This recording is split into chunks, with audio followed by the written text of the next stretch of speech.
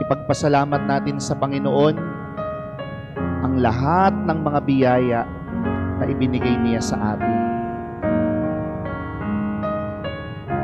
Salamat sa Diyos, buhay pa tayo. Salamat sa Diyos, malusog tayo.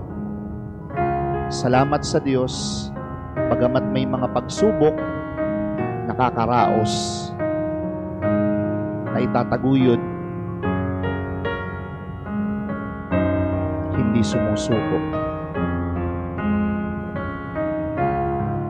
Lord God, salamat po sa lahat ng mga biyaya na ibinibigay ninyo sa amin.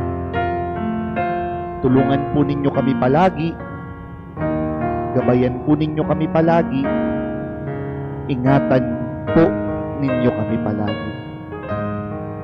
Lalo na po yung mga kasama namin na nanghihina, yung mga nawawala ng pag-asa, lalo na po yung mga may sakit. Gabayan po ninyo kaming lahat at dalhin sa kung saan kami nararapat. Alam po namin na ikaw ang tunay na makapagbibigay ng mga pagpapala. Kaya nga po sa inyo kami umaasa at palaging nananampalataya. Ibuin po ninyo ang aming puso, lalo na kung ito ay nanlalamig